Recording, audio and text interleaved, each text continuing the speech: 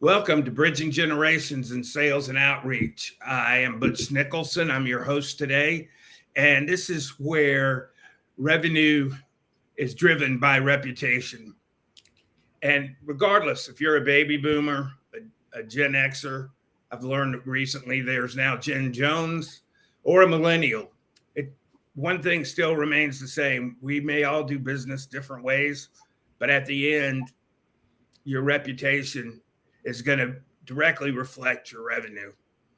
So we're glad to have you today. Today's going to be a little different show. I am very happy to have my friend Chuck Milton with us today. Uh, I told Chuck when we talked about him being on the show, he's not directly in sales, but there can't be any harder sale than getting someone to donate money to a nonprofit. So, with that, I'm going to get started. Just hop in with Chuck. Uh, so, Chuck, before we get into the nonprofit that you founded and you are the executive director of, give us just a minute or two on your background before that. Well, I was in sales for my entire career. I was in retained executive search. I was vice president of development throughout my career, which is a fancy way of saying sales. I was in development at the high levels. In retained executive search, we basically were recruiting CEOs, CFOs, those sorts of positions. And my job was to bring business into the firm. And so we worked with small to medium sized businesses, large corporations. I brought in clients like Disney, Southern Company, worked on over 50 plus positions with Southern Company system wide and had a really good time at that. And had the idea that I would bring all my fancy business development skills to the nonprofit world. And I would have to say I'm definitely still in sales. It's just a different look. It's a completely different look, but it's still definitely the same skill set. Well, we'll get into that a little bit. We'll get into that a lot as we go on today. But Chuck, so obviously something happened to make you make this switch, and I would believe it had to be something you were really passionate about, Sure. given that you were not only the founder but still the executive director. Sure.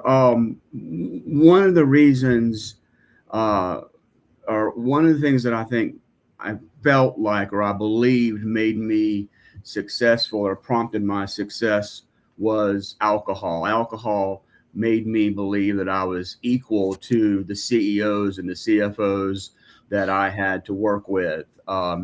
Alcohol and Chardonnay or the cocktails made me believe that I was equal and that sort of thing, which was a lie. And the more successful I was, the more I drank, the more I drank, the more successful I was until it all came crashing down in, I don't know, 2009, I guess. I drank for about 25 years and it all came to a head in about 2007, 2008, 2009. So I ended up going to rehab about 17, 18 years ago. And when I came out of rehab after about 4 months or so, I had a hard time getting back on my feet. I didn't know how to live life on life's terms, if you will.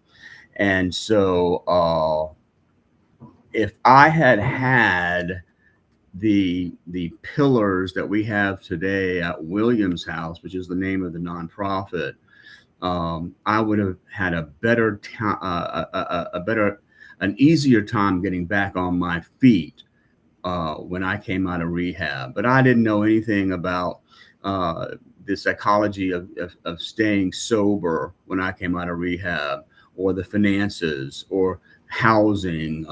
I didn't have a same-sex parent to teach me how to balance a checkbook or that sort of thing. Does that make sense? Sure. Yeah. So essentially, when I came out of rehab, one of my first jobs was at Mary Hall Freedom House. and that was a facility for women and women with children. And I enjoyed that a lot. I was the job search coordinator for those ladies.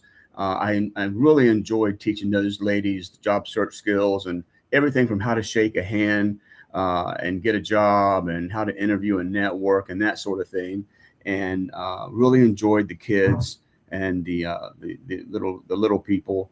And I wondered what do the dads do? What do the fathers with children do? And that's what the mission is all about at Williams House.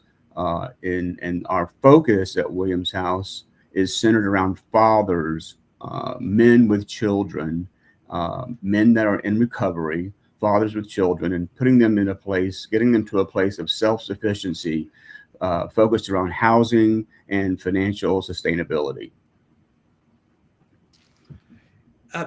You know, Chuck, just thinking of somebody who does not know a lot about that business, I guess. I had never thought about it, but men really do get left out. I mean, the first thing you think, I mean, for me, the first thing I think of is what happened to the kids. And then I guess just our culture, you always put the kids with the women where that might not be the best decision. Well, absolutely. And the courts usually bend or favor the mom, but many times the mom isn't in the picture. She may be deceased. She may be out on the streets. She may be still using drugs. She may not want the children. And so more and more we see fathers with children or families that want to stay together. For example, when we first started Williams House, we knew that there were families living behind the Walmart on Mansell Road, but we had to have a study to prove it.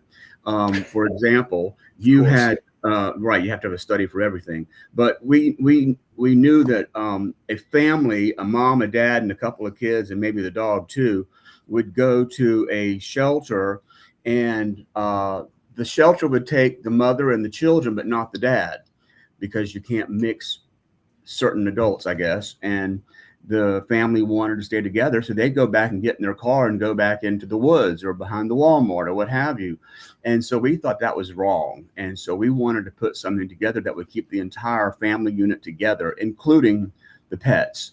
My insurance company hates me for that, but that's okay. So we're primarily focused for fathers with children, but we're excited that we have our first family that we're about to take on, where it's a mom, a dad, and 3 kids.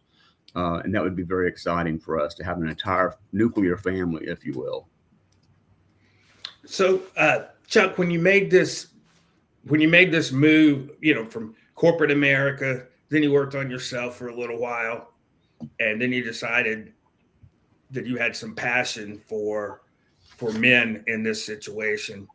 And one of the things that I've learned in my life, and it's true in a lot of things, it's definitely true in sales, there has to be a passion for it, and not the kind of passion where you've got to run up and kiss somebody and give them a big hug, but a real burning desire to make that happen. What was it that made you passionate about this? Because I've known you for a while, and I know that you are very passionate about this.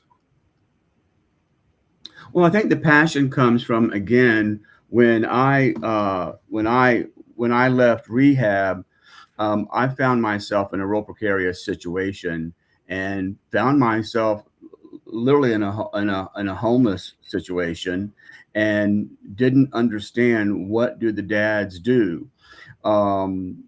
When I got back on my feet, I thought, I don't want anybody else to have to go through what I had to go through.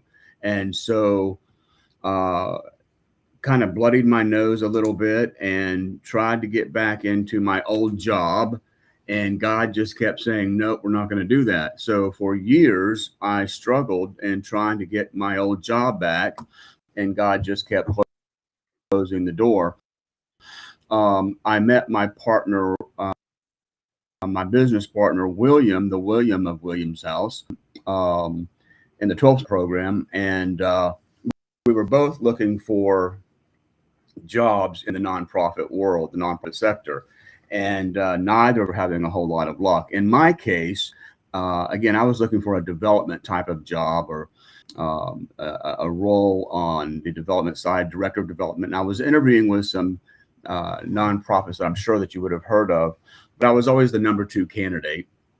They would put me in front of the board and they would say, you look great. This is great. Tell us about your grant writing skills. Well, I didn't have grant writing skills.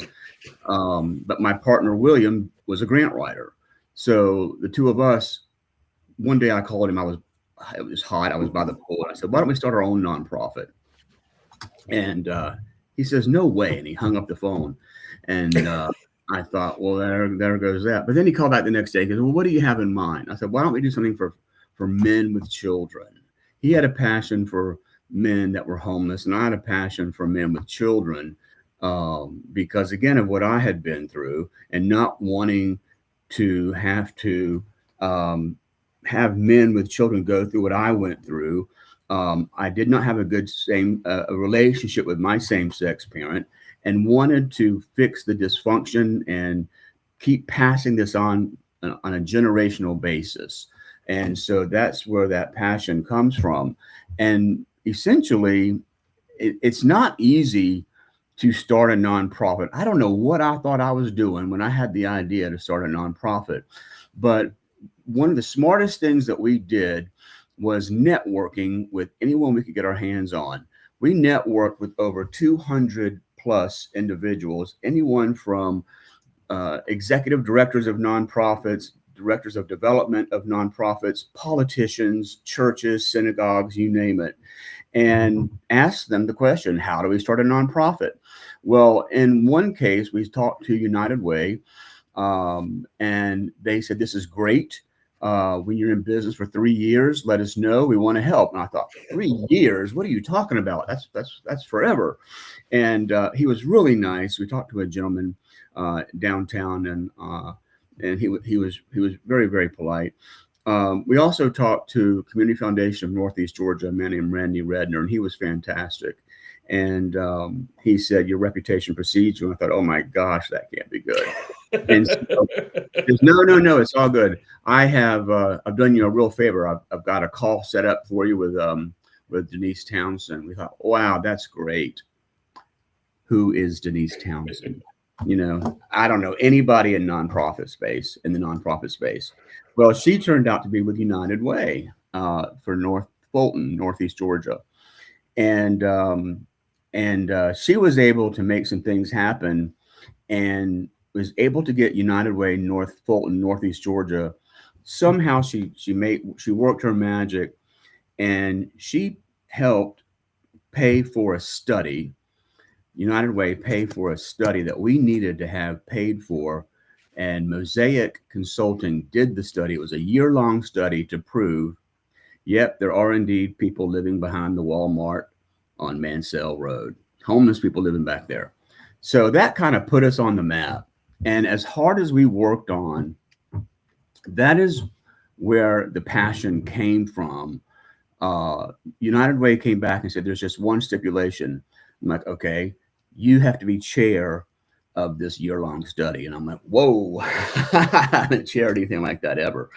And so we got together with all of the other executive directors of North Fulton, of anything to do with the homeless initiative, Drake House, Homestretch, North Fulton Community Charities, on. And it was a big deal. So it was a very interesting endeavor. And again, it sort of put Williams House on the map, and we were invited to do some other things and kind of put us on the radar. So again, with my combined experience, my recovery journey, my experience with 12-step programming, and then with the year-long study, and just, my experience with sobriety and the joy of working with men in my program, and seeing that light bulb come on, is where all that passion comes from, if that makes any sense. Makes complete sense. Doesn't sound too different from a startup in business. It's very similar. However, the only one of the differences would be raising money is different than sales, because when there isn't enough money to make payroll, because we all, as an entrepreneur, we all have that time, maybe, unfortunately. In nonprofit, you can't just go downstairs to manufacturing and say, make more widgets, and then go to the sales department and say, go sell something. That's not how nonprofit works. You're relying on donations and grants, and individual donorship needs to grow. And I will tell you, I'll get in trouble for saying this. There's not as many business people in the nonprofit space as there needs to be. One of our criticisms in executive search was that there's too many HR weenies in HR. There's not enough business people in nonprofit. There's too many nonprofit-y people in nonprofit. You know what I'm saying? And I don't like it when people say, well, that's not how we do things. Why? Because that's just how we've always done it. That I just want to poke my eye out, you know? So when someone says we don't do it that way, then I just do the opposite, you know, and that's how we've gotten a lot of things done. So I like to go against the grain. And when someone says I can't do something, that makes me, that inspires me. You know, one thing I've experienced, Chuck, there are people involved with nonprofits, leaders of nonprofits, who have done unbelievably great things. And I don't mean to slight any of them. But I have had the experience of a lot of people just want a job where they can give other people's money away and it makes them feel good. Yeah. I don't have that job. Well, I know you don't. So, Chuck, what was so that brings up another question. So when you knew you were going to have to be in charge, what were your thoughts? What were your fears? Where did that passion drive you? I don't know that I had a whole lot of fear. I don't think I was smart enough to know what I didn't know to have fear. Which I don't know if that's a good or a bad thing. I didn't know what I didn't know. We just got in there. It started out part-time. William and I were both working in jobs we didn't like, and doing this in the evenings and part-time when we could, and on the weekends, and trying to, you know, sneak in a few hours during normal working hours. And then we had created a board, and one of my board members hired me to work for him and allowed me to do this part-time on the clock. So that was very generous of him. And then we had an anonymous donor a couple years later, or 18 months later, who said, I see what you're doing, and I think you're doing a great job, and I want to make a huge donation so that you can quit that other job and work on Williams House full-time. And he made a donation of $300,000 so that I could focus exclusively on Williams House. So I was Williams House's first employee. And that's how we got started about 2.5 years ago. So we've only been doing fundraising this past January, as in 2 months ago, has been 2 years. It's been quite a ride. God has been instrumental in whatever success we've had. And I keep hearing from people, y'all have done so much in a short period of time. I don't see it that way. I try to see it that way. It feels like it's taken forever because nonprofits move at the pace of a snail. Everything takes forever, but I'm grateful that people see it that way. We have been well funded. I hear by the big three. We've been funded by Arthur Blank. Imlay, William Joseph, and Georgia Power and Cobb EMC and Walmart and some other big names. We've had conversations with Woodruff and some other big names. We're talking to Chick-fil-A, and we're just thrilled to have conversations with the people that we're having conversations with about a capital campaign, and have dreams of building what I call Little Epcot in the future for a campus of what we want to do. And right now we're in temporary housing for our men. So things are going very, very well. So Walmart, did they donate money for y'all to get the people to move out from behind it? No, that wasn't quite how it worked. Walmart is very, I guess, generous or lenient, or looks the other way. I'm not sure how that works, but across the country, I believe, if I've got this right, they're quite tolerant of people camping out in their parking lots. I think I saw a documentary on that or something. Don't take my word for that. Excuse me, audience. My voice is fading. Chuck, let's take the first 6 months, the first year. What was a challenge you just didn't see until it happened that you had to deal with? Staffing is a challenge, because which comes first, the chicken or the egg or the chicken?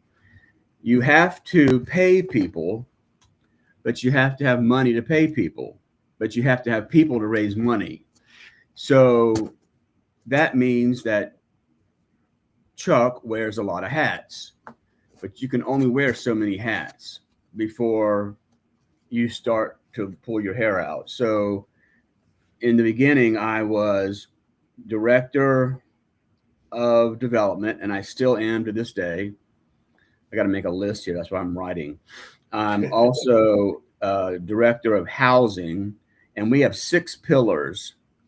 We have housing, we have financial literacy, wealth building, we have physical and mental wellness, we have family counseling, sobriety maintenance, and career advocacy. In the beginning, I was the pillar leader for all 6 pillars, and then some. And I think I was CFO, and I was every role.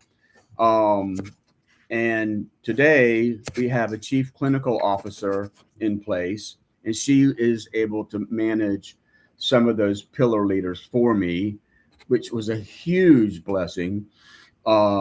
We have a very action-oriented board, thank God. And one of our board members serves as CFO treasurer. So that's a huge blessing. I have a board president who is amazing. I have probably one of the best board presidents in terms of taking on responsibility above and beyond the call of duty than anybody in Atlanta. He even cooks, if you can imagine. He likes to cook.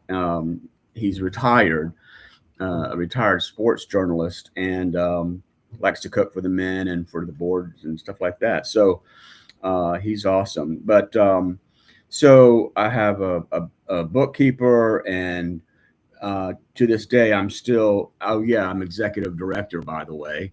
So I'm still doing development work, and I'm down a grant writer, but we're staffing that back up. So I'm still development director and housing director and executive director. So I still wear too many hats, but staffing is hard. There's a huge shortage of, in my opinion, good grant writers.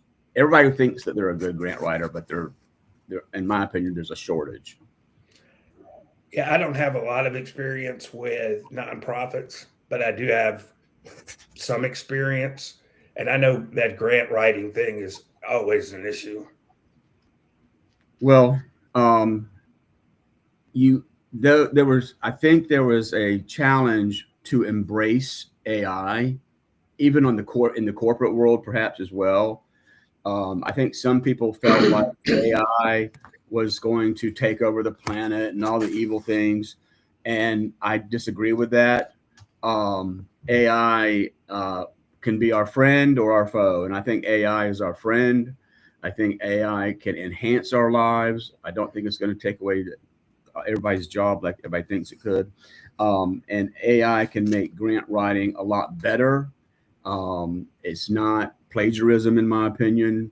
And those who felt like AI was evil for grant writing are now behind the eight ball, so that's just my opinion. So it is what it is. So Chuck, I know this is true in sales, and I would believe it would be true in the nonprofit world, but it's important to be visible. Yes. How do y'all stay visible? And I know that can mean different things in different situations. Right. We have got to do better in terms of events, and we're working on that in 2026. We got to get better at doing more events, but that's another catch-22. We just hired a consultant. His name is Matt with Jush, Juush, like just your sleeves, I think. But he's going to help us. He's implementing. We're getting our first CRM, if you can imagine. We're very excited about that to help us be better organized. But he's going to help us with that visibility initiative. We've had social media, which is, I guess, a necessary evil. But we have got to do a better job being visible and putting ourselves out there strategically. I don't think we've done as well as we could have. It's very difficult. Ours has been more from the grassroots level, but we are making a concerted effort in 2026 to do a better job at that. We've had a fundraiser, and it rained, but we have some events in the works for Father's Day coming up this year, and a few other events coming up. Yeah, I think that, and I think this is true in business, and I would imagine it's true in the nonprofit sector. You have to be appropriately visible, right? If you're just jamming things down people's throats, you're going to lose more from that than gaining. You're right, and we've pretty much, I think we may have learned that lesson the hard way too. I think the best way, from what I understand, the best way to stay in front of people and to grow your audience is through storytelling. Data is nice, but storytelling of the men of your clients. For example, we had a situation where one of our fathers, the mother is not in the picture. And the dad, one of our men, he has 3 little girls, and they were in foster care and caught up in the DFACS system, unfortunately. And he had been working with DFACS and CASA and the judge for 2 years. And I had been working with him, and once he got to Williams House about over a year ago, with the judge and DFACS and CASA, and met with them and was a part of that journey for the last year or so. And we were able to get those 3 little girls back, and it kind of brings goosebumps just thinking about it. And those 3 little girls were returned back to him a week before school started, and now they're in the Fulton County school system this past August. And we've got Roswell Presbyterian Church adopted them as a family this past Christmas, and Santa Claus was very, very good. And we think that RPC is going to adopt us as a nonprofit, fingers crossed, for 2026 and beyond, I think for like 5 to 10 years or something. So that would be very, very helpful for us to have a partner like RPC. So that's that's terrific. You know, that's storytelling, and people like hearing stories about a father reunited with their children, and that's what we are all about. In order for a man to be accepted into Williams House, we're not sober living. We're not a recovery facility. We're not rehab. When we interview a man to come into Williams House, we ask them if they're interested in three particular areas. Number one, are you interested in building or rebuilding a relationship with your children? How important are your children to you? Or getting custody of your children? Number two is, are you in love with sobriety? And not just not drinking, but emotional sobriety. And how long have you been sober? Because if you haven't been sober for at least a year or more, then we don't have anything to talk about. If you've only been sober for 30 days or 60 days or 90 days, then you don't understand the gift that Williams House is. And then number three is home ownership. We're a 2 to 5 year program through our financial literacy wealth building curriculum. We want to get you, we believe the antithesis of homelessness is home ownership. If you just want to smoke cigarettes on the front porch of your apartment complex for the rest of your life, I don't have anything for you. But if you want to get into a home ownership or a mortgage situation over a 2 to 5 year period, like rebuilding your credit and understanding financial literacy, then we can help you out. So those three things are very, very important. So two things have come up from what you've talked about. I'll do the second one first since we just talked about it. Is it a challenge not to get thought of as a rehab place or a recovery place? Or how do you make that distinction for people other than we're not that?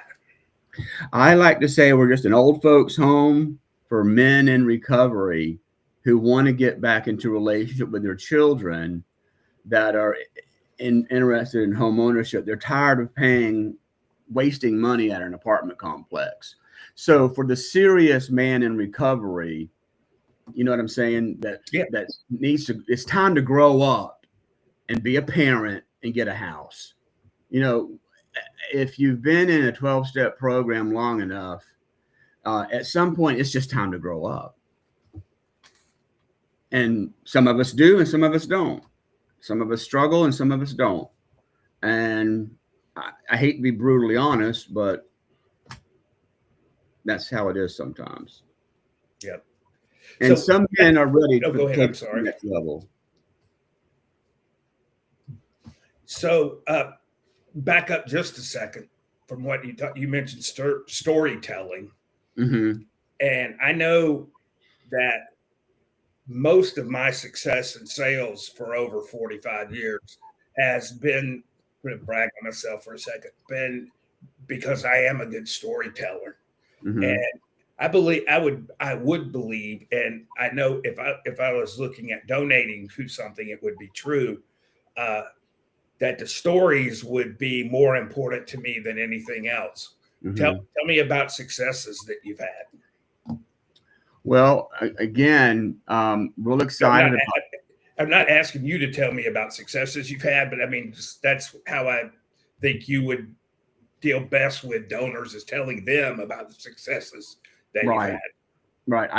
I totally agree. And that's what we've been told by a couple of consultants, and even Matt was, you know, and Matt said to me, he said to me twice, and the first time I didn't get it, and the second time I did, he goes, so tell me about your video library, and right over my head. And the second I was like, where's your video library? And I'm like, oh, we're supposed to have a video library. I don't know what a video library is. So now we're working on our video, because we have videos, you know, of interviews that I've done. We have another man where he was able to get his 2-year-old, at that time, 18-month-old, and by the time he got that baby back, it was 2, out of either foster care or defects. and we had to raise $10,000 more to finish off the apartment because you have to have separate bed. The judge wants you to have separate bedrooms for each child or for the babies, because some children have to go to bed at 7:30 and some children have to go to bed at 8:30, and babies have to go to bed at 6:30, and it's all these rules, right?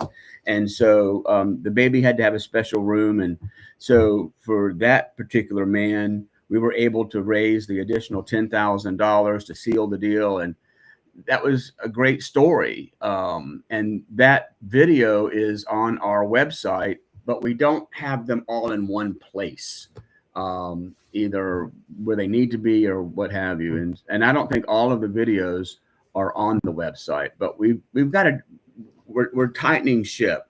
From this we grow.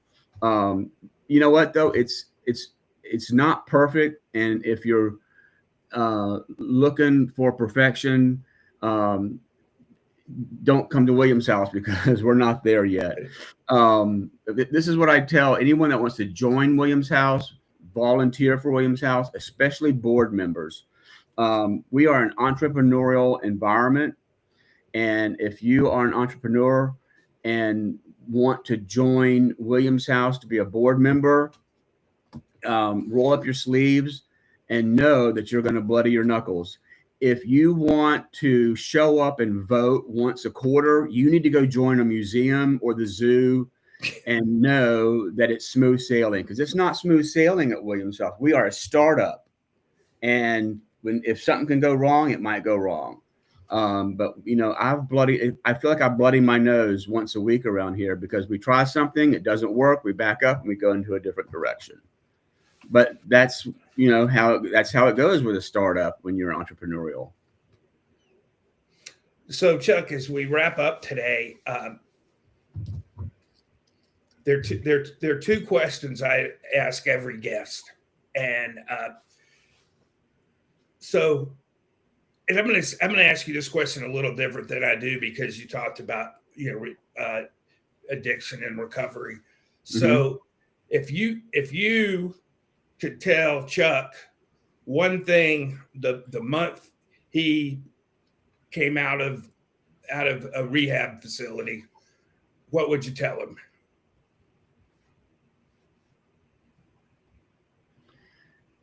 I would tell him a lot. What's one thing you would tell him? Do everything and trust your sponsor. And just do the deal, because you got to get emotionally sober.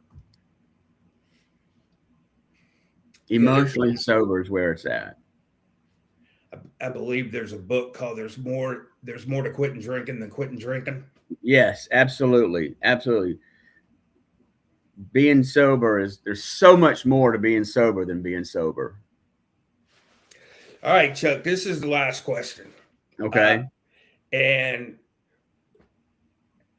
I've had people give very funny answers to this question.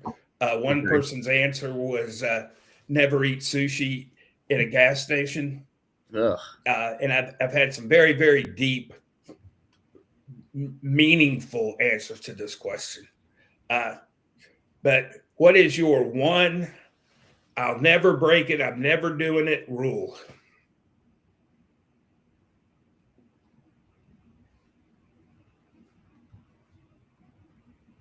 Let me think.